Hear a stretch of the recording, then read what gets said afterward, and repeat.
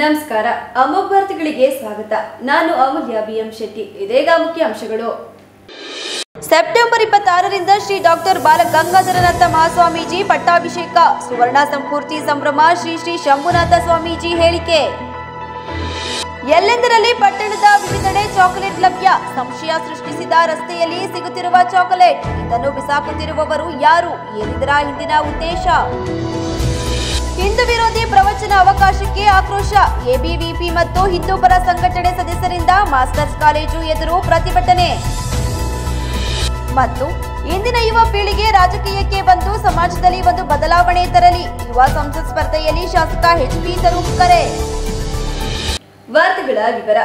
ಪರಮ ಪೂಜ್ಯ ಜಗದ್ಗುರು ಪದ್ಮಭೂಷಣ ಭೈರವೈಕ್ಯ ಡಾಕ್ಟರ್ ಶ್ರೀ ಬಾಲಗಂಗಾಧರನಾಥ ಮಹಾಸ್ವಾಮೀಜಿಗಳ ಪಟ್ಟಾಭಿಷೇಕ ಸುವರ್ಣ ಸಂಪೂರ್ತಿ ಮಹೋತ್ಸವದ ನೆನಪಿಗಾಗಿ ಸೆಪ್ಟೆಂಬರ್ 26ರಿಂದ 28ರವರೆಗೆ ವಿವಿಧ ಕಾರ್ಯಕ್ರಮ ಹಮ್ಮಿಕೊಳ್ಳಲಾಗಿದೆ ಎಂದು ಶ್ರೀ ಶಂಭುನಾಥ ಸ್ವಾಮೀಜಿ ಹೇಳಿದರು.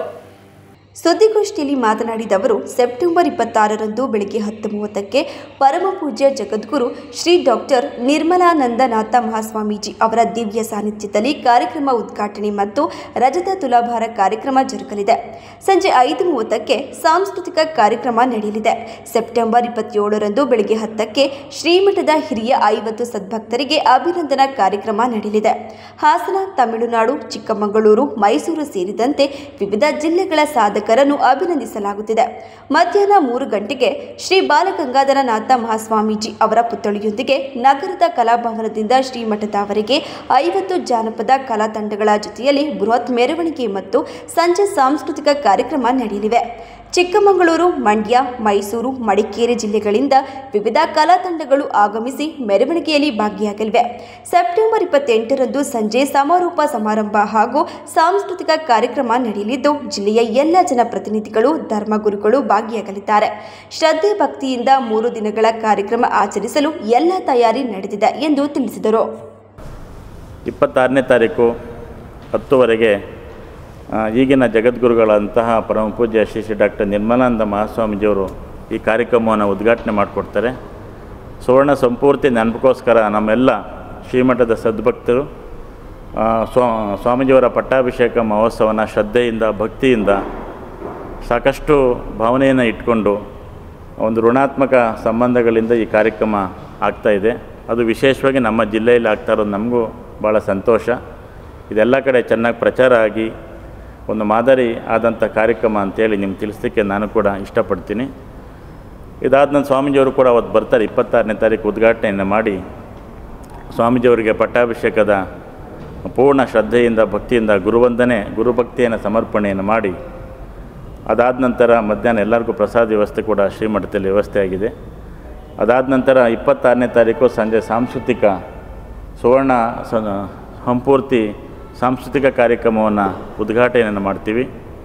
ಆ ಉದ್ಘಾಟನೆ ಆದ ನಂತರ ಮತ್ತೆ 27ನೇ ತಾರೀಕು ಬೆಳಗ್ಗೆ 10ವರೆಗೆ ನಮ್ಮ ಶ್ರೀಮಠದ ಮಹಾಸ್ವಾಮೀಜಿಯವರ ಸೇವಾ ಸದ್ಭಕ್ತರಾಗಿರುವಂಥ ಅನೇಕ ಹಿರಿಯರು, ಸುಮಾರು ತಮಿಳುನಾಡು, ಮೈಸೂರು, ಬೆಂಗಳೂರು, ಚಿಕ್ಕಮಗಳೂರು, ನಮ್ಮ ಹಾಸನ, ಇನ್ನೂ ಹಲವಾರು ವಯೋವೃದ್ಧರು ಸ್ವಾಮೀಜಿಯವ್ರ ಜೊತೆ ಇದ್ದು ಅನೇಕ ಬೇರೆ ಬೇರೆ ಜಿಲ್ಲೆಗಳಲ್ಲಿ ಸೇವೆ ಮಾಡಿದಂಥವ್ರಿಗೆ 50 ಜನಕ್ಕೆ ಅವ್ರಿಗೂ ಕೂಡ ಒಂದು ಸುವರ್ಣ ಸಂಪೂರ್ತಿ ಕಾರ್ಯಕ್ರಮದ ಸವಿನೆನಪಿಗಾಗಿ ಪೂಜ್ಯ ಮಹಾಸ್ವಾಮೀಜಿಯವರ ಆಶೀರ್ವಾದಗಳಿಂದ ಸತ್ಕಾರ್ಯಗಳನ್ನ ಅವರಿಗೆ ಒಂದು ಸತ್ಕಾರ್ಯ ಮಾಡಬೇಕು ಅಂತೇಳಿ, ಅಭಿನಂದಿಸಬೇಕು ಅಂತೇಳಿ 27ನೇ ತಾರೀಕು ಬೆಳಗ್ಗೆ ಕಾರ್ಯಕ್ರಮವನ್ನು ಆಯೋಜನೆ ಮಾಡಿದ್ದೀವಿ. ಈಗಾಗಲೇ ಸುಮಾರು 50 ಜನ ಒಂದು ಸೇವಾಕಾಂಕ್ಷಿಗಳೆಲ್ಲ ಬರ್ತಾರೆ ಬೇರೆ ಬೇರೆ ದೂರದಿಂದ. ಅವರಿಗೆಲ್ಲ ಒಂದು ಸನ್ಮಾನ ಸಮಾರಂಭವನ್ನು ಇಟ್ಕೊಂಡಿದ್ದೀವಿ.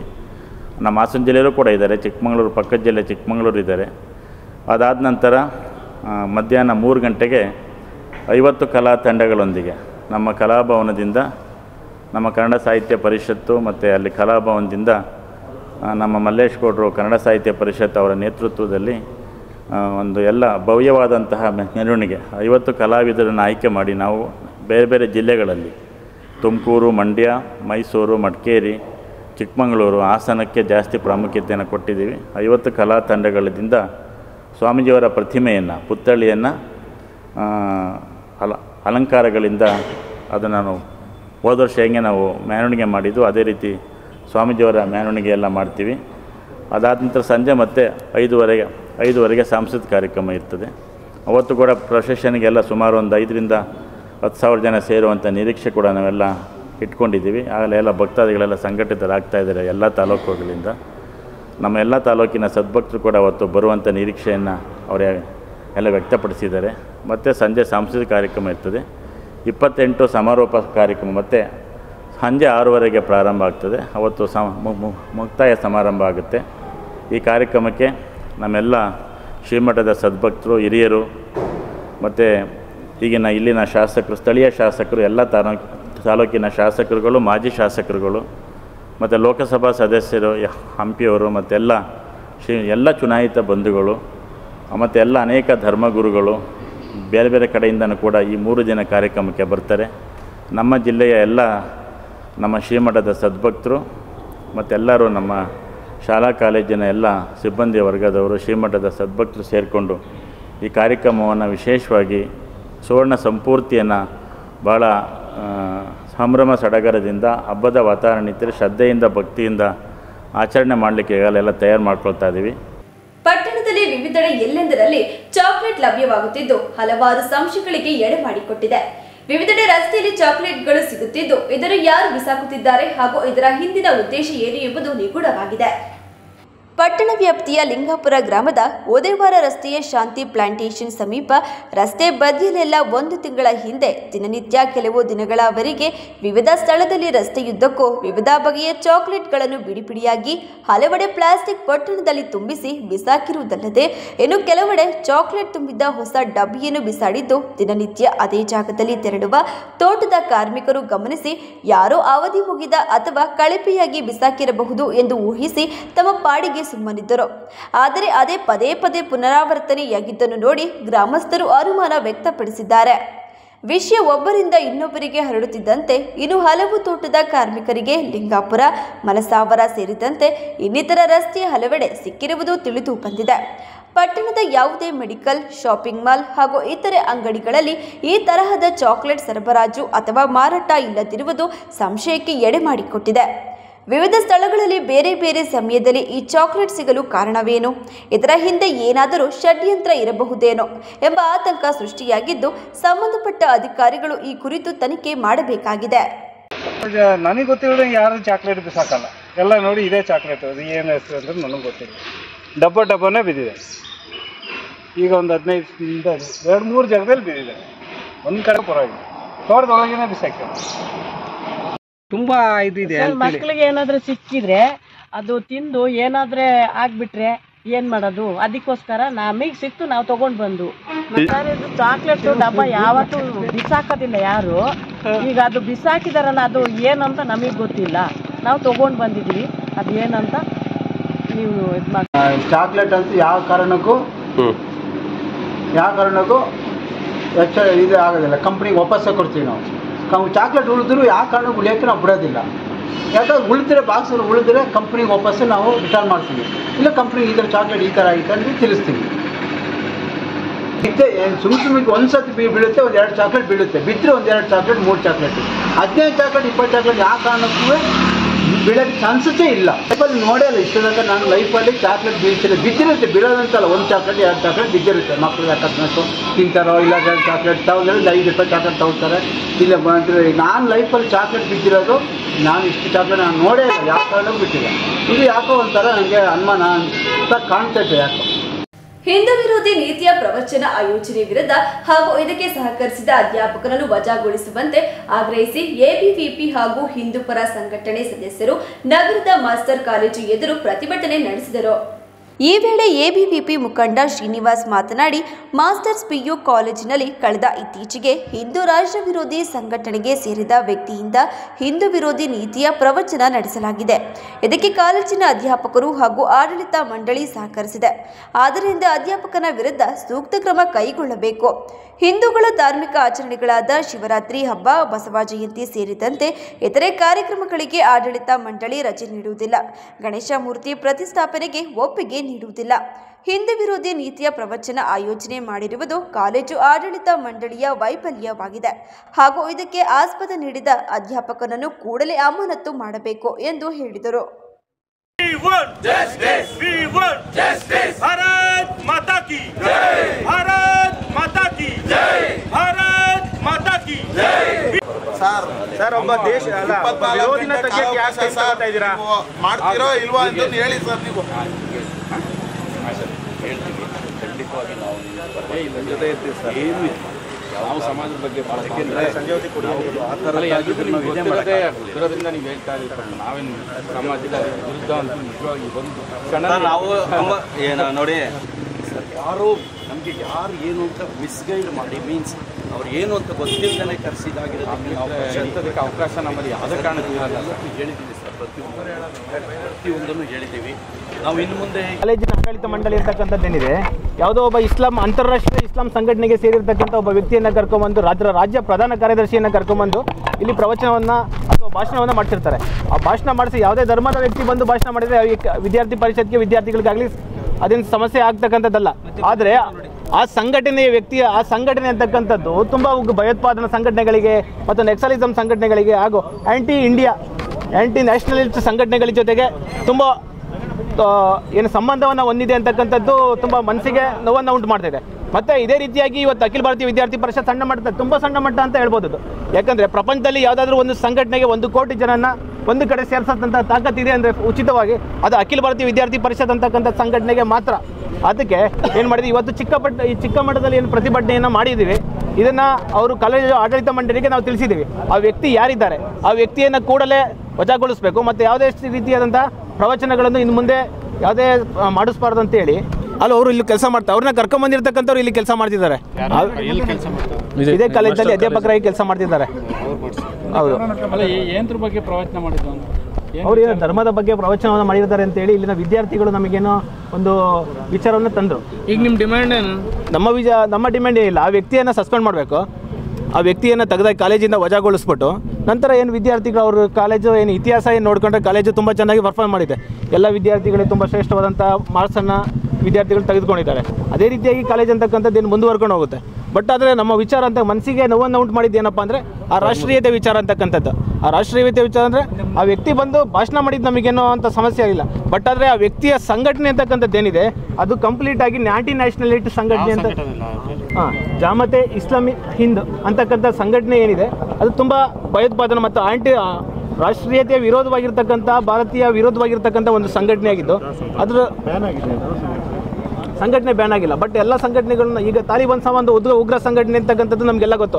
ಬಟ್ ಅದನ್ನ ಯಾವುದೇ ದೇಶಗಳು ಅದನ್ನು ಬ್ಯಾನ್ ಮಾಡಿಲ್ಲ. ಏನಕ್ಕಂತ ಕೇಳಿದ್ರೆ ಕೆಲವೊಂದು ವಿಚಾರಗಳು ಆ ರೀತಿ ಇರ್ತವೆ ಡಿಪ್ಲೊಮ್ಯಾಟಿಕ್ ಆಗಿ. ಅದೇ ರೀತಿಯಾಗಿ ಈ ಸಂಘಟನೆಯನ್ನು ಸಹ ಬ್ಯಾನ್ ಮಾಡಿಲ್ಲ. ಬಟ್ ಅದೇನೋ ಅದರ ವಿಚಾರಗಳು ಕೆಲವೊಂದು ನೋಡ್ಕೊಂಡ್ರೆ ಅದೇ ರಾಷ್ಟ್ರೀಯತೆಗೆ ವಿರೋಧವಾಗಿರ್ತಕ್ಕಂಥದ್ದು ಅಂತ ಹೇಳ್ತಾ ತಿಳಿಸ್ಬೋದು. ಅದೇ ರೀತಿಯಾಗಿ ನಮ್ಮ ಬೇಡಿಕೆ ಏನಿದೆ ಅವ್ರು ತಕ್ಷಣ ಈಡೇರಿಸ್ತಾರೆ ಅಂತೇಳಿ 2 ದಿವಸ ಕಾಲಾವಕಾಶವನ್ನು ಕೊಟ್ಟಿದ್ದೇವೆ. ಆ 2 ದಿವಸದೊಳಗೆ ಈಡೇರಿಸಲಿಲ್ಲ ಅಂದರೆ ತುಂಬ ದೊಡ್ಡ ಮಟ್ಟದಲ್ಲಿ ರಾಜ್ಯವ್ಯಾಪಿ ಸುದ್ದಿ ಆಗೋ ರೀತಿಯಲ್ಲಿ ಏನೋ ಪ್ರತಿಭಟನೆಯನ್ನು ಮಾಡ್ತೀವಿ. ಇಂದಿನ ಯುವ ಪೀಳಿಗೆ ರಾಜಕಾರಣಿಯಾಗುತ್ತೇನೆ ಎಂದು ಹೇಳುವುದಿಲ್ಲ.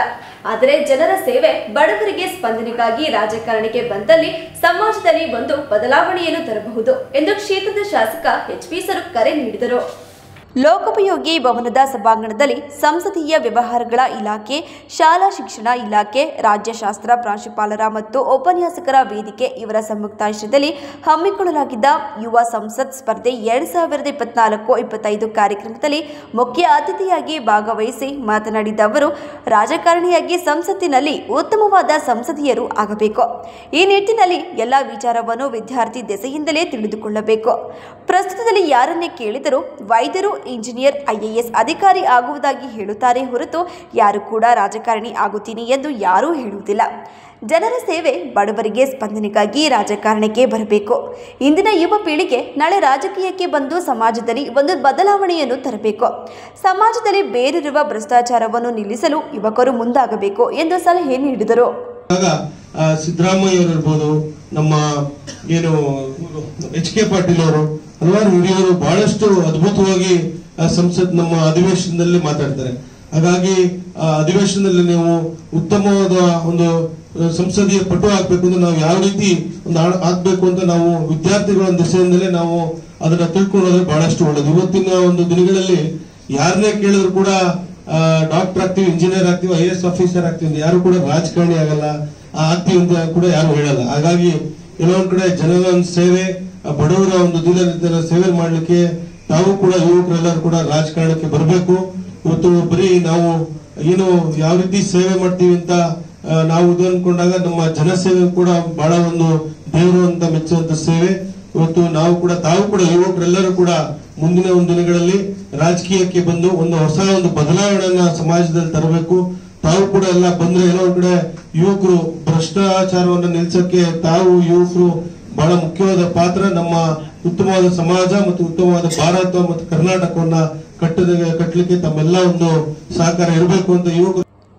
ಈ ಸಂದರ್ಭದಲ್ಲಿ ಶಾಲಾ ಶಿಕ್ಷಣ ಇಲಾಖೆ ಪದವಿ ಪೂರ್ವ ಉಪನಿರ್ದೇಶಕರಾದ ಸಿಎಂ ಮಹಲಿಂಗಯ್ಯ, ಲೋಕೋಪಯೋಗಿ ಇಲಾಖೆ ಅಧೀಕ್ಷಕ ಅಭಿಯಂತರರು ಕೆಎನ್ ನಳಿನಿ, ಜಿಲ್ಲಾ ಸರ್ಕಾರಿ ನೌಕರರ ಸಂಘದ ಅಧ್ಯಕ್ಷ ಇ ಕೃಷ್ಣೇಗೌಡ, ಜಿಲ್ಲಾ ಪ್ರಾಂಶುಪಾಲರ ಸಂಘದ ಅಧ್ಯಕ್ಷ ಸುರೇಂದ್ರ ಕುಮಾರ್, ಬಾಲಕರ ಸರ್ಕಾರಿ ಪದವಿ ಪೂರ್ವ ಕಾಲೇಜು ಪ್ರಾಂಶುಪಾಲ ಎಂಟಿ ತಿಮ್ಮೇಗೌಡ, ಜಿಲ್ಲಾ ಪದವಿ ಪೂರ್ವ ಉಪನ್ಯಾಸಕರ ಸಂಘದ ಅಧ್ಯಕ್ಷ ಎಚ್ಟಿ ಸುರೇಶ್, ರಾಜ್ಯಶಾಸ್ತ್ರ ಪ್ರಾಂಶುಪಾಲರು ಮತ್ತು ಉಪನ್ಯಾಸಕರ ವೇದಿಕೆ ಅಧ್ಯಕ್ಷ ಟಿಜಿ ಪೂರ್ಣಚಂದ್ರ, ಕಾರ್ಯಕ್ರಮದ ಸಂಯೋಜಕರಾದ ಪಿಎಂ ಅಕ್ಷತಾ ಉಪಸ್ಥಿತರಿದ್ದರು. ಅರಕಲಗೂಡು ತಾಲೂಕಿನಲ್ಲಿ ಹಾದು ಹೋಗಿರುವ ಮಾಗಡಿ ಸೋಮರ್ಪೇಟೆ ಮಾರ್ಗದಲ್ಲಿ ರಸ್ತೆ ಕಾಮಗಾರಿ ಅವೈಜ್ಞಾನಿಕವಾಗಿ ಅಧ್ವಾನಗೊಳ್ಳಲು ಕೆಶಿಪ್ ಇಂಜಿನಿಯರ್ ಕಾರಣ. ರಸ್ತೆಗಾಗಿ ಭೂಮಿ ಕಳೆದುಕೊಂಡು ಸಂತ್ರಸ್ತರಿಗೂ ಸಮರ್ಪಕವಾಗಿ ಸೂಕ್ತ ಪರಿಹಾರ ಸಿಕ್ಕಿಲ್ಲ. ನಮ್ಮ ಸಮಸ್ಯೆಗಳಿಗೆ ಸ್ಪಂದಿಸಬೇಕು ಎಂದು ರೈತರು ಸಕಲೇಶಪುರ ಉಪವಿಭಾಗ ಅಧಿಕಾರಿ ಶ್ರುತಿ ಅವರ ಬಳಿ ಆಗ್ರಹಿಸಿದರು. ಕೊಣನೂರು ಹೋಬಳಿ ಸಿದ್ದಾಪುರ ಗೇಟ್ ಬಳಿ ಸುವರ್ಣ ಕರ್ನಾಟಕ ಸೇನೆ ವತಿಯಿಂದ ರಸ್ತೆ ಕಾಮಗಾರಿ ಅವೈಜ್ಞಾನಿಕವಾಗಿರುವುದನ್ನು ಖಂಡಿಸಿ ಕಳೆದ 6 ದಿನಗಳಿಂದ ನಡೆಯುತ್ತಿರುವ ಪ್ರತಿಭಟನಾ ಸ್ಥಳಕ್ಕೆ ಉಪವಿಭಾಗ ಅಧಿಕಾರಿ ಶ್ರುತಿ ಭೇಟಿ ನೀಡಿದ ಸಂದರ್ಭದಲ್ಲಿ ಅವರಿಗೆ ಮನವಿ ಮಾಡಿದ ರೈತರು ಈ ಭಾಗದಲ್ಲಿ ರಸ್ತೆ ಅಭಿವೃದ್ಧಿ ಕಾಮಗಾರಿಗೆ ಭೂಮಿ ಕಳೆದುಕೊಂಡಿರುವ ಅನೇಕ ಸಂತ್ರಸ್ತರಿಗೂ ಇದು ಸರಿಯಾದ ಪರಿಹಾರ ದೊರೆತಿಲ್ಲ. ರಸ್ತೆ ಕಾಮಗಾರಿ ಸರಿಪಡಿಸುವಂತೆ ಕೇಳಿದರೆ ಕೆಶಿಪ್ ಇಂಜಿನಿಯರ್ ರೈತರ ಮೇಲೆ ದಬ್ಬಾಳಿಕೆ ನಡೆಸುತ್ತಾರೆ.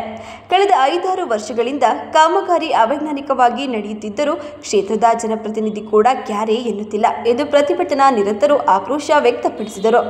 ರೈತರು ಹಾಗೂ ಪ್ರತಿಭಟನಾಕಾರರ ಮನವಿ ಆಲಿಸಿ ಮಾತನಾಡಿದ ಶ್ರುತಿ ಅವರು, ರಸ್ತೆಗಾಗಿ ಭೂಮಿಗಾಗಿ ಈಗಾಗಲೇ ಕೆಲವರಿಗೆ ಪರಿಹಾರ ನೀಡಲಾಗಿದೆ.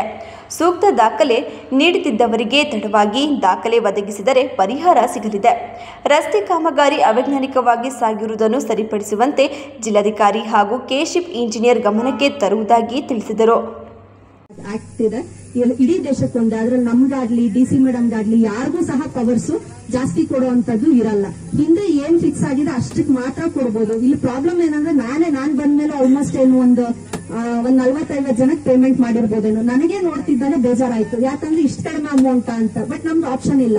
ಏನ್ sub register value guidance value ಇರುತ್ತೆ ಆ ಊರಲ್ಲಿ ಅದೇ ಫಿಕ್ಸ್ ಮಾಡ್ಬೇಕು. ರೈತರಿಗೆ ನಾವು ಇಷ್ಟೊಂದು ಕಡಿಮೆ ಕೊಡ್ತೀವ ಅಂತಾನು ಇದೆ. ಬಟ್ ಅನ್ಸುತ್ತೆ, ಬಟ್ ಈ ಊರಲ್ಲಿ ಯಾವ್ದು ಟ್ರಾನ್ಸಾಕ್ಷನ್ಸ್ ನಡೀದೇ ಇರೋದ್ರಿಂದ ಒಂದಷ್ಟು ಊರುಗಳಲ್ಲಿ ಅವಾಗ ಗೈಡೆನ್ಸ್ ವ್ಯಾಲ್ಯೂ ಸಬ್ ರಿಜಿಸ್ಟರ್ ತಗೋಬೇಕು ಅನ್ನೋದು ನಮ್ ಕಾನೂನು. ಅದ್ರಂತ ನಾವು ತಗೊಂಡು ಪರಿಹಾರ ಕೊಟ್ಟಿದೀವಿ. ಈಗ ನಾವು ಮ್ಯಾಕ್ಸಿಮಮ್ ನಮ್ ಕೈಯಲ್ಲಿ ಎಷ್ಟಾಗತ್ತೋ ಅಷ್ಟು ಮಾತ್ರ ಕೊಡಕ್ ಸಾಧ್ಯ. ಬೇರೆದೇನಾದ್ರು ಇದ್ರೆ ಇಲ್ಲ ನಿಮ್ಗೆ ಮೋಸ ಆಗಿದೆ, ಪಕ್ಕದ ಊರವ್ರಿಗೆ ಜಾಸ್ತಿ ಬಂದಿದೆ, ನಮಗ್ ಕಡಿಮೆ ಬಂದಿದೆ ಅನ್ನೋದಿದ್ರೆ ನಿಮ್ಗೆ ಇರೋದು ಒಂದೇ ದಾರಿ, ಅದು ಕೋರ್ಟ್ಗೆ ಹಾಕೊಂಡು ನೀವು ಅಲ್ಲಿ ಪರಿಹಾರಕ್ಕೆ ಎಕ್ಸ್ಟ್ರಾ ಎಷ್ಟು ಹೇಳ್ತಾರೋ ಅದನ್ನ ನಾವು ಕೊಡ್ತೀವಿ. ಆ ಕೋರ್ಟ್ ಕಾನೂನಂತೆ ನಮ್ಮ ಕೈಯಲ್ಲಂತೂ ಇರಲ್ಲ. ಇನ್ನ ಉಳಿದಿದ್ದು ನಮ್ ಕಡೆಯಿಂದ ಒಂದು ಸಣ್ಣ ಪುಟ್ಟ ಹಿಂದೆ ಸರ್ವೆ ಮಾಡುವಾಗ ಮಿಸ್ಟೇಕ್ ಆಗಿ ಬಿಟ್ಟೋಗಿರುವಂತದ್ದಿದೆ. ನಾವು ನಮ್ಮ ತಪ್ಪನ್ನ ಒಪ್ಕೊಂತೀವಿ. ಹಿಂದೆ ನಮ್ ಕಡೆಯಿಂದ ಆಗಿರ್ಬೋದು, ನಮ್ಮ ಕೆಶಿಪ್ ಅವ್ರ ಕಡೆಯಿಂದ ಆಗಿರ್ಬೋದು.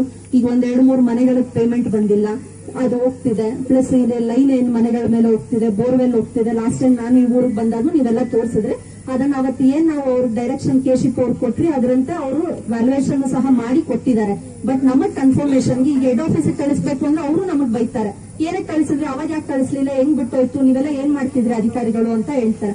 ಹಂಗಾಗಿ ಇನ್ನೊಂದ್ಸಲ ಸರ್ವೆ ಮಾಡಿಸಿ ಅಂತ ಸರ್ವೆಗೆ ಬರ್ದಿದ್ವಿ. ಸರ್ವೆನೂ ಆಗಿದೆ.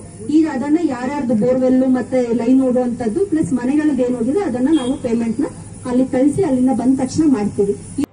ಕಾಂಗ್ರೆಸ್ ಮುಖಂಡ ಎಚ್ಪಿ ಶ್ರೀಧರ್ ಗೌಡ ಮಾತನಾಡಿ, ರಸ್ತೆಗಾಗಿ ಭೂಮಿ ಕಳೆದುಕೊಂಡು ಪರಿಹಾರಕ್ಕಾಗಿ ಅಲೆಯುತ್ತಿರುವ ರೈತರ ಸಮಸ್ಯೆಗಳನ್ನು ಕೇಳುವವರೇ ಇಲ್ಲವಾಗಿದ್ದಾರೆ. ಯೋಜನಾಬದ್ಧವಾಗಿ ರಸ್ತೆ ಕಾಮಗಾರಿ ನಡೆಸದೆ ಬೇಕಾಬಿಟ್ಟಿ ಕೈಗೊಳ್ಳಲಾಗಿದೆ. ಈ ಕುರಿತು ಲೋಕೋಪಯೋಗಿ ಇಲಾಖೆ ಸಚಿವರ ಗಮನಕ್ಕೆ ತರಲಾಗುವುದು. ಎಲ್ಲೆಂದರಲ್ಲಿ ತಂಗುದಾಣಗಳನ್ನು ನಿರ್ಮಿಸಲಾಗಿದೆ. ಸಿದ್ದಾಪುರ ಗೇಟ್ನಲ್ಲಿ ಅವೈಜ್ಞಾನಿಕ ಕಾಮಗಾರಿಯಿಂದಾಗಿ ರಸ್ತೆ ಅಪಘಾತ ಪ್ರಕರಣಗಳು ಹೆಚ್ಚುತ್ತಿವೆ. ಕುಶಾಲನಗರ ಮಾರ್ಗದ ರಸ್ತೆ ದಿಕ್ಕು ತೋಚದೆ ವಾಹನ ಸವಾರರು ಪ್ರಾಣ ಕಳೆದುಕೊಳ್ಳುವಂತಾಗಿದೆ ಎಂದು ಹೇಳಿದರು. ಹಿಂದೆ ಇದ್ದಕ್ಕೂ ಈಗ ನೋಡಿದ್ರೆ ಬಹಳಷ್ಟು ಅಪಘಾತಗಳು ಈ ವರ್ಷದಲ್ಲಿ ನಮ್ಮ ಕೊಣನೂರು ಪೊಲೀಸ್ ಸ್ಟೇಷನ್ ನಲ್ಲಿ ವರದಿಯಾಗಿರೋದನ್ನ ಈ ರಸ್ತೆಯಲ್ಲಿ ನಾವು ಕಾಣ್ತಾ ಇದ್ದೀವಿ. ಈ ಅವೈಜ್ಞಾನಿಕವಾಗಿ ನೀವು ಕಾಮಗಾರಿ ಮಾಡಿರೋದ್ರಿಂದನೇ ಈ ಅಪಘಾತಗಳು ಆಗ್ತಾ ಇರತಕ್ಕಂಥದ್ದು. ಹಾಗಾಗಿ ಅದು ಎಲ್ಲೆಲ್ಲಿ ಏನೇನ್ ಸಮಸ್ಯೆ ಇದೆಯೋ ಇದನ್ನ ನೀವು ಪರಿಶೀಲನೆ ಮಾಡಿ. ಜೊತೆಗೆ ಬೇಕಾದ್ರೆ ನಾನು ಬರ್ತೀನಿ. ನಮ್ಮ ಸ್ಥಳೀಯ ಏನು ಇಲ್ಲಿ ಸಾರ್ವಜನಿಕರಿದ್ದಾರೆ ಅವರು ಕೂಡ ಬರ್ತಾರೆ. ಅದನ್ನ ರೆಕ್ಟಿಫೈ ಮಾಡಿ. ಫಸ್ಟ್ ಅದು ಎಲ್ಲೆಲ್ಲಿ ಸಮಸ್ಯೆ ಇದೆ ಅಂತೇಳಿ ಹುಡುಕಿ ಅದನ್ನ ತೋರಿಸ್ತೀವಿ ನಾವೇ. ನಮಗೀಗ ನಾನು ಇಲ್ಲೇ ಓಡಾಡೋ ಅಂತವ್ನು, ನಮ್ ಜನ ನಾವು ಡೈಲಿ ನಾವೆಲ್ಲ ಇಲ್ಲೇ ಅಣ್ತಂದಿರು ನಾವೆಲ್ಲ ಇಲ್ಲೇ ಓಡಾಡೋ ಅಂತವ್ರು ನಾವೇ ತೋರಿಸ್ತೀವಿ. ಅದನ್ನ ಸರಿ ಮಾಡ್ಲೇಬೇಕು. ಮತ್ತೆ ಈಗ ಯಾಕೆ ನಾನು ಈ ಮಾತು ಹೇಳ್ತೀನಿ ಅಂದ್ರೆ, ಇದೇ ಜಾಗದಲ್ಲಿ ನಾವೇನ್ ನಿಂತಿದೀವಿ, ಈ ಜಾಗದಲ್ಲಿ 3 ತಿಂಗಳಲ್ಲಿ 3 ಜನ ಅಪಘಾತದಲ್ಲಿ ಸತ್ತು ಹೋಗಿದ್ದಾರೆ. 3 ಜನ ಸತ್ತೋಗವ್ರೆ. 3 ಜನದ ಕುಟುಂಬಕ್ಕೆ ಯಾರು ಹೊಣೆ? ಅವರ ಮಕ್ಕಳಿಗೆ ಯಾರು ನೋಡ್ಕೊಳ್ತಕ್ಕಂಥದ್ದು? ಹಾಸನ ನಗರದ ಎಸ್ಪಿಎಂ ಕಾಲೋನಿ ಹಾಗೂ ನಂದಿನಿ ಲೇಔಟ್ಗೆ ಶಾಸಕ ಸ್ವರೂಪ್ ಪ್ರಕಾಶ್ ಭೇಟಿ ನೀಡಿ ಸ್ಥಳೀಯ ನಿವಾಸಿಗಳ ಕುಂದುಕೊರತೆ ಆಲಿಸಿ ಅಧಿಕಾರಿಗಳಿಗೆ ಪರಿಹರಿಸುವಂತೆ ಸೂಚಿಸಿದರು. ನಗರದ ಎಸ್ಪಿಎಂ ಕಾಲೋನಿ ಹಾಗೂ ನಂದಿನಿ ಲೇಔಟ್ಗಳಿಗೆ ನಗರಸಭೆ ಅಧ್ಯಕ್ಷರು ಹಾಗೂ ಅಧಿಕಾರಿಗಳೊಂದಿಗೆ ಶಾಸಕ ಸ್ವರೂಪ್ ಭೇಟಿ ನೀಡಿ ಗಣಪತಿ ದೇವಾಲಯದಲ್ಲಿ ಪೂಜೆ ಸಲ್ಲಿಸಿ ಆಶೀರ್ವಾದ ಪಡೆದರು. ನಂತರ ಸಾರ್ವಜನಿಕರೊಂದಿಗೆ ಚರ್ಚಿಸಿ ಕುಂದುಕೊರತೆಗಳನ್ನು ಆಲಿಸಿ ಶೀಘ್ರದಲ್ಲಿ ಬಗೆಹರಿಸುವಂತೆ ಸ್ಥಳದಲ್ಲೇ ಅಧಿಕಾರಿಗಳಿಗೆ ಸೂಚಿಸಿದರು.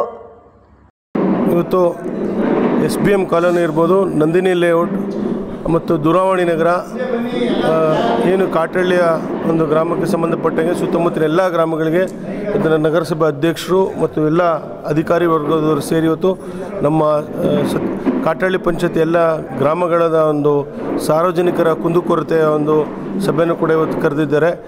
ಅದೇ ರೀತಿ ಇವತ್ತು ಹಲವಾರು ಕೆಲಸಗಳು, ತುಂಬ ಸಮಸ್ಯೆಗಳು ಕೂಡ ಇದೆ.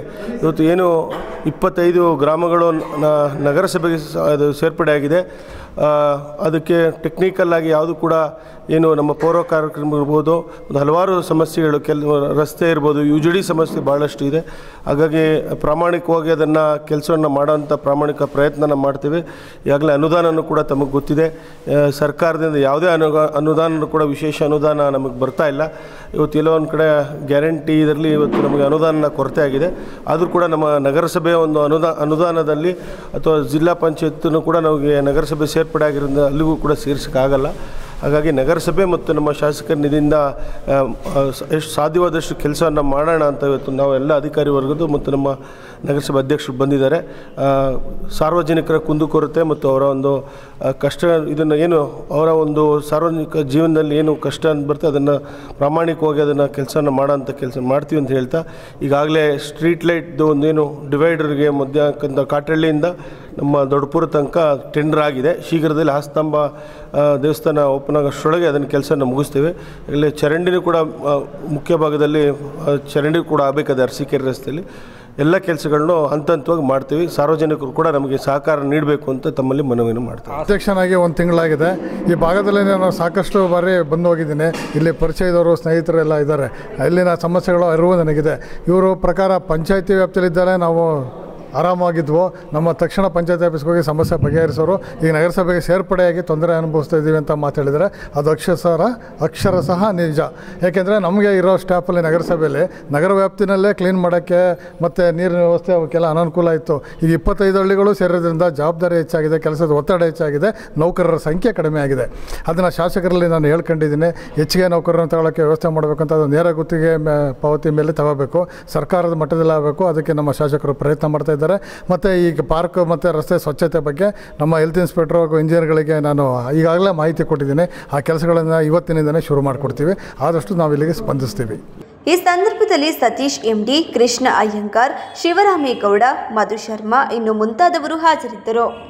ಇದೀಗ ಜಾಹೀರಾತು. ನಿಮ್ಮ ಚಿನ್ನವನ್ನ ಮಾರೋದಕ್ಕೆ ಯೋಚಿಸ್ತಾ ಇದ್ದೀರಾ? ಸಿಂಪಲ್.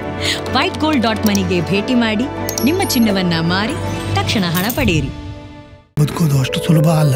ಆದರೆ ಇವಳು 42 ವರ್ಷದಿಂದ ನನ್ನನ್ನು, ಮಕ್ಕಳನ್ನ ಚೆನ್ನಾಗಿ ನೋಡ್ಕೊಂಡಿದ್ದಾಳೆ. ನಾನು ಅವಳಿಗೆ ಅದ್ದೂರಿ ಜೀವನ ಕೊಡೋಕ್ಕಾಗದೇ ಇದ್ರು ಊರಿನ ದೊಡ್ಡ ದೊಡ್ಡ ಡಾಕ್ಟರ್ಸ್ಗಳ ಹತ್ರ ಕರ್ಕೊಂಡೋದೆ. ಚಿನ್ನ ಮಾರಿದೆ. ಅದು ಇವಳು ಜೀವನಕ್ಕಿಂತ ದೊಡ್ಡದಲ್ವಲ್ಲ. ವೈಟ್ ಗೋಲ್ಡ್ ಕೈ ಹಿಡಿದು ಗೌರವದಿಂದ ಮಾರಿದೆ. ನೀವು ಕೂಡ ಒಂದ್ಸಲ whitegold.moneyನ ವಿಸಿಟ್ ಮಾಡಿ. And remember, when I turn my gold into money, ನಾನು ಕೂಡ ವೈಟ್ ಗೋಲ್ಡ್ ಅನ್ನೇ ಆಯ್ಕೆ ಮಾಡ್ತೀನಿ. ನನ್ನ ಬಾಲ್ಯ ಅಮೂಲ್ಯ ನೆನಪುಗಳಿಂದ ತುಂಬಿತ್ತು. ಸಮಯದ ಸವಾಲನ್ನು ಎದುರಿಸಿ ನಿಂತ ಪರಂಪರೆ. ಆಹಾ, ಶೈನಿಂಗ್, ಆದ್ರೆ ಏನೋ ಮಿಸ್ಸಿಂಗ್.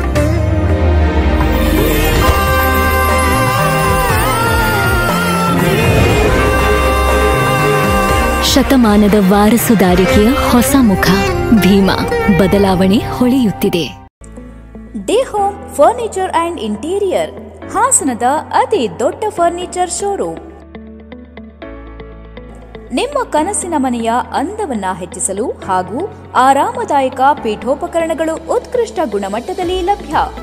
ವಿವಿಧ ವಿನ್ಯಾಸದ ಡೈನಿಂಗ್ ಟೇಬಲ್ಗಳು, ಮ್ಯಾಟ್ರೆಸ್ಗಳು, corner sofa, recliner sofa, wooden sofa, ಹಲವು ಮಾದರಿಯ ಕಾಟ್ಗಳು, ವಾರ್ಡ್ರೋಬ್ಗಳು, ಡ್ರೆಸ್ಸಿಂಗ್ ಟೇಬಲ್ಗಳು, ಇನ್ನು ಹಲವಾರು ವೆರೈಟಿಯ ಫರ್ನಿಚರ್ಗಳು ದೊರೆಯುತ್ತವೆ. ಭೇಟಿ ಕೊಡಿ day home furniture and interior, opposite district stadium, Salagame road, Hassan. Phone numbers 8156989111, 9562955026 ಮತ್ತು 9633152552.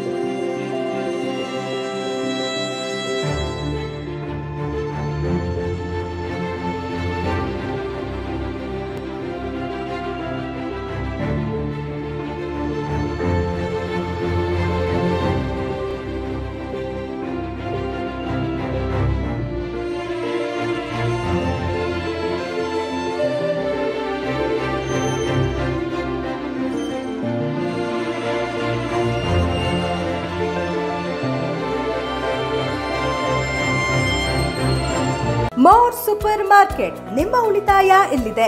ನೂತನವಾಗಿ ಹಾಸನದ ಕುವೆಂಪು ನಗರದಲ್ಲಿ ಪ್ರಾರಂಭಗೊಂಡಿದೆ. ನಿಮ್ಮ ಮನೆಗೆ ಬೇಕಾಗುವ ಎಲ್ಲ ವಸ್ತುಗಳ ಮೇಲೆ ಹೆಚ್ಚುವರಿ 5% ಕ್ಯಾಶ್ ಬ್ಯಾಕ್ ಪಡೆಯಿರಿ. ದಿನಸಿ ಪದಾರ್ಥಗಳು, ಡ್ರೈ ಫ್ರೂಟ್ಸ್, ತಾಜಾ ಹಣ್ಣು ಮತ್ತು ತರಕಾರಿಗಳು, ಸ್ನಾಕ್ಸ್, ಬಿಸ್ಕೆಟ್, ಎಲ್ಲ ರೀತಿಯ ಡಿಟರ್ಜೆಂಟ್ ವಸ್ತುಗಳು, ಗೃಹೋಪಯೋಗಿ ಸಾಮಗ್ರಿಗಳು ಹಾಗೂ ತಂಪು ಪಾನೀಯಗಳು ದೊರೆಯುತ್ತದೆ. ಎಲ್ಲ ವಸ್ತುಗಳ ಮೇಲೆ ಹೆಚ್ಚುವರಿ 5% ಕ್ಯಾಶ್ ಬ್ಯಾಕ್ ಪಡೆಯಿರಿ. 1 ಕೆಜಿ ಸಕ್ಕರೆಗೆ 15 ರು ಕಡಿತ. ಡ್ರೈ ಫ್ರೂಟ್ಸ್ಗಳಾದ ಬಾದಾಮಿ, ದ್ರಾಕ್ಷಿ, ಗೋಡಂಬಿಯ ಕಾಂಬೋ ಆಫರ್ಗೆ ಪಡೆಯಿರಿ 800 ರೂಪಾಯಿ ಡಿಸ್ಕೌಂಟ್. ಈ ಎಲ್ಲ ಮೇಲಿನ ಆಫರ್ ಪಡೆಯಲು ವರ್ಷಕ್ಕೆ 199 ಪಾವತಿಸಿ ಮೋರ್ ಮೆಂಬರ್ಶಿಪ್ ಪಡೆಯಿರಿ. ಫ್ರೀ ಹೋಮ್ ಡೆಲಿವರಿ ಕೂಡ ದೊರೆಯುತ್ತದೆ. ಈಗ ಮೋರ್ನಲ್ಲಿ 100ಕ್ಕೂ ಹೆಚ್ಚು ವಸ್ತುಗಳಿಗೆ by one get one offer ನಡೆಯುತ್ತಿದೆ. 1599 ರು ಮೇಲ್ಪಟ್ಟ ಖರೀದಿಗೆ 2 ಕಂಟೈನರ್ ಉಚಿತ. ನಿಮ್ಮ ಸೇವೆಗೆ ನಮ್ಮ ಸಿಬ್ಬಂದಿ ಸದಾ ಸಿದ್ಧರಾಗಿರುತ್ತಾರೆ. Mount super market, commercial tax building, mini Vidhana Soudha ರಸ್ತೆ, ಕುವೆಂಪು ನಗರ, ಹಾಸನ.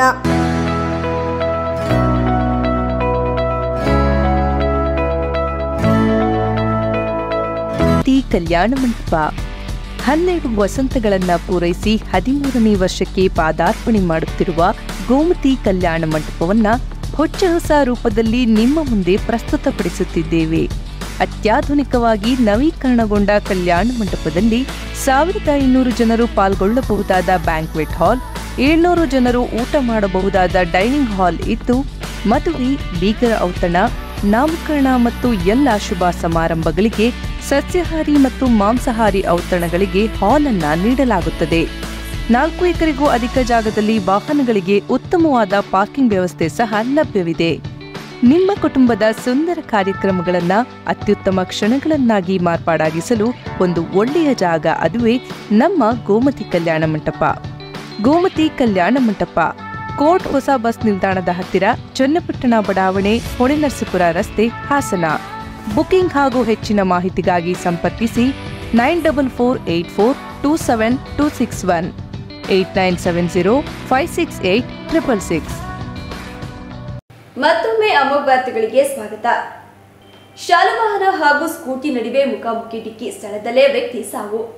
ಬೇಲೂರು ಪಟ್ಟಣದ ಸಮೀಪ ಇರುವ ಚೀಕನಹಳ್ಳಿ ರಸ್ತೆಯ ಎನ್ನಿಡಗೂಡು ಗ್ರಾಮದ ಬಳಿ ಹಾಲಿನ ಡೈರಿ ಎದುರು ಬೇಲೂರಿನಿಂದ ಮೌಂಟ್ ಕಾರ್ಮೆಲ್ ಶಾಲೆಯ ವಿದ್ಯಾರ್ಥಿಗಳನ್ನು ಕರೆದುಕೊಂಡು ಹೋಗುತ್ತಿದ್ದ ಬಸ್ಗೆ ಎದುರುಗಡೆಯಿಂದ ಸ್ಕೂಟಿಯಲ್ಲಿ ಬಂದ ಪಟ್ಟಣದ ಚನ್ನಕೇಶವ ನಗರದ ನಾಗೇಂದ್ರ 51 ವರ್ಷ ಎಂಬುವವರಿಗೆ ಡಿಕ್ಕಿ ಹೊಡೆದ ಪರಿಣಾಮವಾಗಿ ಸ್ಥಳದಲ್ಲೇ ಮೃತಪಟ್ಟಿದ್ದಾರೆ. ವಿಷಯ ತಿಳಿದು ಸ್ಥಳಕ್ಕೆ ಬೇಲೂರು ವೃತ್ತ ನಿರೀಕ್ಷಕ ಜಯಪ್ರಕಾಶ್ ಸ್ಥಳಕ್ಕೆ ಭೇಟಿ ನೀಡಿ ಪ್ರಕರಣ ದಾಖಲಿಸಿಕೊಂಡಿದ್ದಾರೆ. ನಗರಸಭೆಯ ವಾರ್ಡ್ ನಂಬರ್ 2ನೇ ಅಲ್ಲಿರುವ ಅಶೋಕ ಬಡಾವಣೆಯ ಸರ್ವೆ ನಂಬರ್ 6ರ ಆಸ್ತಿಯನ್ನು ಸರ್ವೆ ಮಾಡಿ ಹದ್ದುಬಸ್ತು ಮಾಡುವ ಮೂಲಕ ಸಾರ್ವಜನಿಕರ ರಸ್ತೆಗೆ ಅಕ್ರಮವಾಗಿ ಹಾಕಲಾಗಿರುವ ಬೇಲಿಯನ್ನು ಕೂಡಲೇ ತೆಗೆಸುವಂತೆ ನಿವಾಸಿಗಳು ನಗರಸಭೆ ಮುಂದೆ ಪ್ರತಿಭಟನೆ ನಡೆಸಿ ಮನವಿ ಸಲ್ಲಿಸಿದರು. ಆಡುಗುಳಿ ನಿವಾಸಿ ಸುನಿಲ್ ಮಾಧ್ಯಮದೊಂದಿಗೆ ಮಾತನಾಡಿ, ನಾವು 2ನೇ ವಾರ್ಡ್ ಅಶೋಕನಗರ ನಿವಾಸಿಗಳಾಗಿದ್ದು ಪರಿಶಿಷ್ಟ ಜಾತಿ ಮತ್ತು ಪಂಗಡಕ್ಕೆ ಸೇರಿದವರಾಗಿದ್ದು 1ನೇ ಮತ್ತು 2ನೇ ಅಡ್ಡ ರಸ್ತೆ ಎಂದು ವಿಭಾಗ ಮಾಡಲಾಗಿದೆ. ಹಿಂದೆ ಸ್ಲಂ ಬೋರ್ಡ್ನಿಂದ ಜಾಗ ಅಲರ್ಟ್ ಆಗಿದೆ. ಇದರಲ್ಲಿ ರೆವೆನ್ಯೂ ಲ್ಯಾಂಡ್ 1 ಎಕರೆ 28 ಗುಂಟೆ ಜಾಗಕ್ಕೆ ತಂತಿ ಬೇಲಿ ಹಾಕಿಕೊಂಡಿದ್ದಾರೆ. ಇದರಲ್ಲಿ 26 ಗುಂಟೆ ಖರಾಬು ಜಾಗವಿದೆ. ಈ ಜಾಗ ಸಾರ್ವಜನಿಕ ರಸ್ತೆಗೆ ಅನುಕೂಲವಾಗಲೆಂದು ಬಿಡಲಾಗಿತ್ತು. ಆಸ್ತಿ ಕಬಳಿಕೆ ಮಾಡುವ ನಿಟ್ಟಿನಲ್ಲಿ ವ್ಯಾಲ್ಯೂ ಹೆಚ್ಚಾಗುತ್ತದೆ ಎಂದು ಅತಿ ಆಸೆಯಿಂದ ಎಲ್ಲ ಜಾಗಕ್ಕೆ ತಂತಿ ಬೇಲಿ ಹಾಕಿಕೊಂಡಿದ್ದಾರೆ. ಖರಾಬು ಜಾಗದಲ್ಲಿದ್ದ ರಸ್ತೆಗೆ ಜಾಗವೇ ಈಗ ಇಲ್ಲದಾಗಿದೆ. ನಮ್ಮ ಆಡುವಳ್ಳಿ ಮತ್ತು ಅಶೋಕನಗರದ ಬೇಡಿಕೆ ಏನೆಂದರೆ ಅವರ ಜಾಗ ನಾವು ಕೇಳುತ್ತಿಲ್ಲ. ಖರಾಬು ಜಾಗದಲ್ಲಿದ್ದ ರಸ್ತೆಯನ್ನು ಬಿಡಬೇಕು ಎಂಬುದು ನಮ್ಮ ಒತ್ತಾಯವಾಗಿದೆ. ಒಬ್ಬರ ವೈಯಕ್ತಿಕಕ್ಕೋಸ್ಕರ ಎಲ್ಲ ಸಾರ್ವಜನಿಕರಿಗೆ ತೊಂದರೆ ಕೊಡಬಾರದು. ಏನಾದರೂ ನಮ್ಮ ನ್ಯಾಯಯುತ ಹೋರಾಟಕ್ಕೆ ಸ್ಪಂದನೆ ಕೊಡದಿದ್ದರೆ ನಾವು ಮುಂದಿನ ದಿನಗಳಲ್ಲಿ ಉಗ್ರವಾದ ಹೋರಾಟ ಮಾಡುವುದಾಗಿ ಎಚ್ಚರಿಸಿದರು.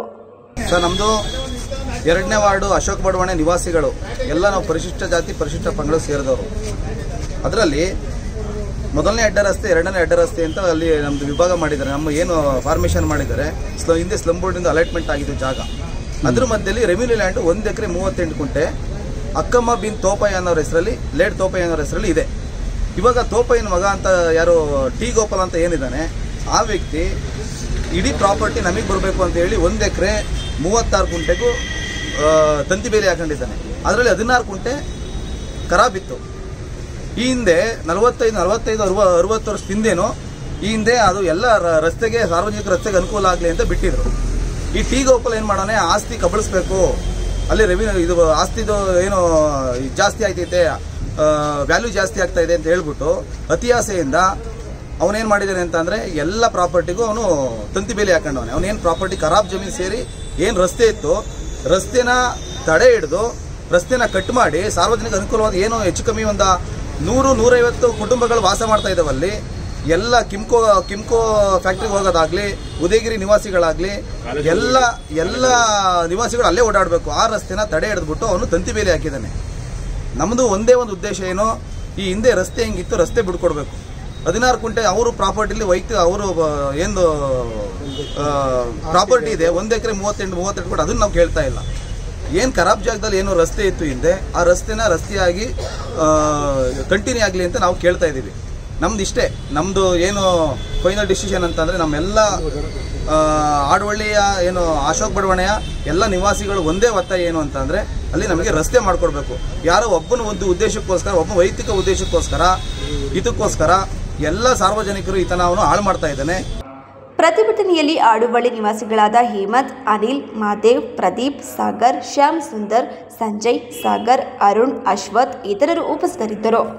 ಶೋಷಿತ ವರ್ಗಗಳ ಧ್ವನಿಯಾಗಿ ಸಮಾಜ ಸೇವೆ ಮಾಡುತ್ತಿದ್ದ ಪ್ರೊಫೆಸರ್ ಮಹೇಶ್ ಚಂದ್ರಗುರು ಶೋಷಿತ ವರ್ಗದ ಶಕ್ತಿಯಾಗಿದ್ದರು ಎಂದು ಅಂಬೇಡ್ಕರ್ ವಾದ ರಾಜ್ಯ ಸಮಿತಿ ಸದಸ್ಯ ಈರೇಶ್ ನುಡಿನಮನ ಕಾರ್ಯಕ್ರಮದಲ್ಲಿ ತಿಳಿಸಿದರು. ಪ್ರೊಫೆಸರ್ ಮಹೇಶ್ ಚಂದ್ರಗುರು ಅವರ ಶ್ರದ್ಧಾಂಜಲಿ ಮತ್ತು ನುಡಿನಮನ ಕಾರ್ಯಕ್ರಮದ ಅಧ್ಯಕ್ಷತೆ ವಹಿಸಿ ಮಾತನಾಡಿದ ಅವರು, ವೈಚಾರಿಕ ಚಿಂತನೆಯೊಂದಿಗೆ ಶೋಷಿತ ವರ್ಗದ ಜನತೆ ಏಳಿಗೆಗಾಗಿ ಹಗಲು ಇರಳು ಹೋರಾಟ ನಡೆಸಿ ಇಹಲೋಕ ತ್ಯಜಿಸಿದರು. ಇವರ ಹೋರಾಟವನ್ನು ಸಮುದಾಯದ ಪ್ರತಿಯೊಬ್ಬರು ಮೈಗೂಡಿಸಿಕೊಂಡು ವೈಚಾರಿಕ ಬದುಕು ರೂಪಿಸಿಕೊಳ್ಳಬೇಕು ಎಂದು ಹೇಳಿದರು. ಮಹೇಶ್ ಚಂದ್ರಗುರು ಬಗ್ಗೆ ಮಾತಾಡ್ಬೇಕಾದ್ರೆ ಟಿವಿಲಿ ನೀವೆಲ್ಲ ನೋಡಿರ್ತೀರಿ. ಆ ಧೈರ್ಯ ಯಾರು ಎದೆಗಾರಿಕೆ ಯಾರಿಗೂ ಬರಲ್ಲ. ಒಂದು ಮಾತು ಹೇಳ್ತಾರೆ, ನಿಮಗೆ ತಾಕತ್ ಯಾವನಾರಿ ಇದ್ದುದನ್ನು ಬಂದಿಲ್ಲ ನಮ್ಗೆ ಎದೆಕೊಂಡು ನಿಂತ್ಕೋತೀವಿ ಕೊಲ್ಲಿ ಅಂತ ಹೇಳ್ತಾರೆ. ಗಂಟಾಗೋಸ್ಕರ ಹೇಳ್ತಾರೆ ಅವರು. ಅಂಥ ವ್ಯಕ್ತಿಯನ್ನ ಇವತ್ತು ನಾವು ಕಳ್ಕೊಂಡಿದ್ದೀವಿ. ಅಂತ ವೈಚಾರಿಕವಾಗಿ ಚಿಂತನೆ ಮಾಡೋ ಅಂಥ ಲೀಡರ್ಗಳು ಮುಂದೆನೂ ಕೂಡ ಬರಲಿ ಅಂತ ಹೋರಾಟಗಾರ ನಮ್ಮ ಕಣ್ಮುಂದೆ ಇರಬೇಕು. ಆಗಿದ್ದಾಗ ನಮ್ಮ ಸಮುದಾಯಕ್ಕೆ ಒಂದು ಧೈರ್ಯ ಬರುತ್ತೆ, ಗುರುತಿಸ್ತಾರೆ. ಇದಾರೆ ಇಲ್ಲ ಅಂತಲ್ಲ, ಎಷ್ಟೋ ಜನ ಎಲೆಮರ ಕಾಯಿನಂತ ಬದುಕ್ತಾ ಇದ್ರೆ ಗೊತ್ತಿದ್ರು ಕೂಡ ಗೊತ್ತಿಲ್ದಾರಂತೆ. ಆದ್ರೆ ಆ ರೀತಿ ಸಮುದಾಯದವನ್ನ ಪ್ರೊಜೆಕ್ಟ್ ಮಾಡೋಂಥ ಒಬ್ಬ ಲೀಡರ್ಗಳು ಇವತ್ತು ನಮ್ಮ ಕಣ್ಣು ಮುಂದೆ ಅದೇ ಸಹಾಯ ವಯಸ್ಸೇನಲ್ಲ ಅವರು. ಅವ್ರ ಪತ್ನಿಯರು ಕೂಡ ಪ್ರೊಫೆಸರೇ, ಕೈ ತುಂಬ ಸಂಬಳ. ಅವ್ರಿಗೆ ಮಕ್ಕಳನ್ನ ಕೊಡುವ ಇತ್ತ ಇಲ್ವೋ ಗೊತ್ತಿಲ್ಲ. ಇಂಟರ್ಕ್ಯಾಸ್ಟ್ ಮ್ಯಾರೇಜ್ ಅವರು. ಮೈಸೂರಲ್ಲಿ ಸುಮಾರು 38 ವರ್ಷಗಳ ಕಾಲ ಜರ್ನಲಿಸಂ ಪ್ರೊಫೆಸರ್ ಆಗಿ ರಿಟೈರ್ಡ್ ಆಗಿ ಕೈ ತುಂಬ ಸಂಬಳ ಬಂದು ನೆಮ್ಮದಿಯಾಗಿರೋಂಥ ಟೈಮಲ್ಲಿ ಅವರು ಹೃದಯಾಘಾತದಿಂದ ನಮ್ಮೆಲ್ಲರನ್ನ ಬಿಟ್ಟು ಅಗುತ್ತಾರೆ. ಅವ್ರ ಹೋರಾಟ, ಅವರ ಒಂದು ಧೈರ್ಯ ಎಲ್ಲವೂ ಕೂಡ ನಮಗೆ ಅನುರಣವಾಗಿ ಬರಲಿ ಅಂತ ಹೇಳ್ತಾ ಕಾರ್ಯಕ್ರಮದ ಮುಖ್ಯ ಭಾಷಣಕಾರರಾದ ವೆಂಕಟೇಶ ಮೂರ್ತಿ ಮಾತನಾಡಿ, ಪ್ರೊಫೆಸರ್ ಮಹೇಶ್ ಚಂದ್ರಗುರು ಅವರು ಮೈಸೂರು ವಿಶ್ವವಿದ್ಯಾನಿಲಯದಲ್ಲಿ ಪತ್ರಿಕೋದ್ಯಮ ಪದವಿ ಪಡೆದು ಭಾರತದಲ್ಲಿ ಪ್ರಥಮ ಬಾರಿಗೆ ಬೌದ್ಧ ಧರ್ಮವನ್ನು ಅಧ್ಯಯನ ಮಾಡಿದ ಕೀರ್ತಿ ಇವರಿಗೆ ಸಲ್ಲುತ್ತದೆ ಮತ್ತು ಶೋಷಿತ ಸಮುದಾಯದ ಧ್ವನಿಗಾಗಿ ಅವರ ಬದುಕಿನ ದಾರಿ ಹೋರಾಟ ನಡೆಸಿಕೊಂಡು ಅಂಬೇಡ್ಕರ್ ಅವರ ಆಶಯವನ್ನು ಪಾಲಿಸಿದ ಮಹಾನ್ ವ್ಯಕ್ತಿಯಾಗಿ ರಾಜ್ಯದಲ್ಲಿ ಹೊರಹೊಮ್ಮಿದರು ಎಂದು ತಿಳಿಸಿದರು. ಪ್ರೊಫೆಸರ್ ಮಹೇಶ್ ಚಂದ್ರ ಗುರುರವರು ಮೈಸೂರು ವಿಶ್ವವಿದ್ಯಾನಿಲಯದಲ್ಲಿ ಜರ್ನಲಿಸಂ ಪತ್ರಿಕೋದ್ಯಮ ಮತ್ತು ಮಾಸ್ ಕಮ್ಯುನಿಕೇಶನ್ ವಿಭಾಗದಲ್ಲಿ ಪ್ರೊಫೆಸರ್ ಆಗಿದ್ದಾರೆ.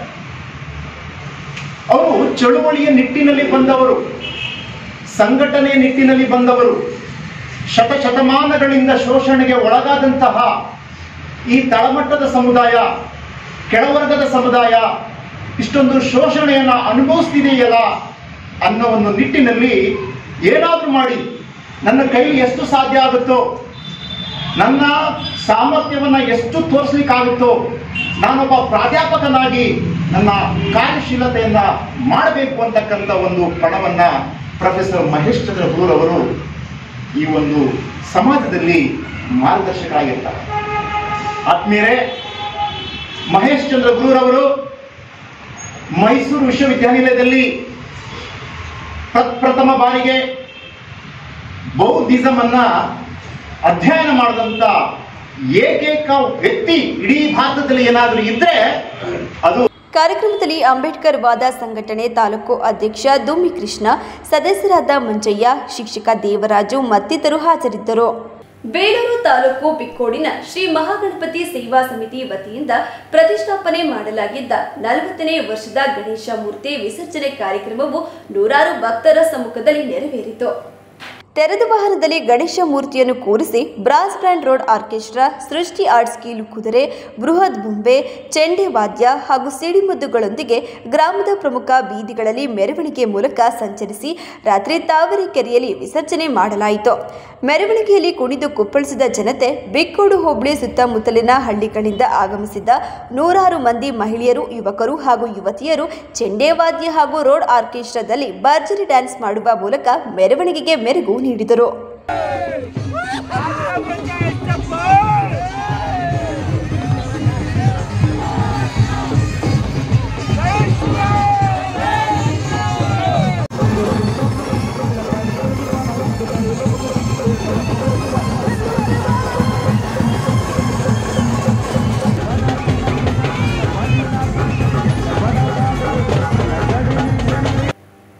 ಕೊನೆಯಲ್ಲಿ ಮತ್ತೊಮ್ಮೆ ಮುಖ್ಯಾಂಶಗಳು. ಸೆಪ್ಟೆಂಬರ್ 26ರಿಂದ ಶ್ರೀ ಡಾಕ್ಟರ್ ಬಾಲ ಗಂಗಾಧರನಾಥ ಮಹಾಸ್ವಾಮೀಜಿ ಪಟ್ಟಾಭಿಷೇಕ, ಸುವರ್ಣ ಸಂಪೂರ್ತಿ ಸಂಭ್ರಮ. ಶ್ರೀ ಶ್ರೀ ಶಂಭುನಾಥ ಸ್ವಾಮೀಜಿ ಹೇಳಿಕೆ. ಎಲ್ಲೆಂದರಲ್ಲಿ ಪಟ್ಟಣದ ವಿವಿಧೆಡೆ ಚಾಕೊಲೇಟ್ ಲಭ್ಯ, ಸಂಶಯ ಸೃಷ್ಟಿಸಿದ ರಸ್ತೆಯಲ್ಲಿ ಸಿಗುತ್ತಿರುವ ಚಾಕೊಲೇಟ್, ಇದನ್ನು ಬಿಸಾಕುತ್ತಿರುವವರು ಯಾರು, ಏನಿದರ ಹಿಂದಿನ ಉದ್ದೇಶ? ಹಿಂದೂ ವಿರೋಧಿ ಪ್ರವಚನ ಅವಕಾಶಕ್ಕೆ ಆಕ್ರೋಶ, ಎಬಿವಿಪಿ ಮತ್ತು ಹಿಂದೂಪರ ಸಂಘಟನೆ ಸದಸ್ಯರಿಂದ ಮಾಸ್ಟರ್ಸ್ ಕಾಲೇಜು ಎದುರು ಪ್ರತಿಭಟನೆ. ಮತ್ತು ಇಂದಿನ ಯುವ ಪೀಳಿಗೆ ರಾಜಕೀಯಕ್ಕೆ ಬಂದು ಸಮಾಜದಲ್ಲಿ ಒಂದು ಬದಲಾವಣೆ ತರಲಿ, ಯುವ ಸಂಸತ್ ಸ್ಪರ್ಧೆಯಲ್ಲಿ ಶಾಸಕ ಎಚ್.ಪಿ. ತರೂರ್ ಕರೆ. ಮುಂದಿನ ವಾರ್ತಾ ಸಂಚಿಕೆಯೊಂದಿಗೆ ಮತ್ತೆ ಭೇಟಿಯಾಗೋಣ. ವಂದನೆಗಳು.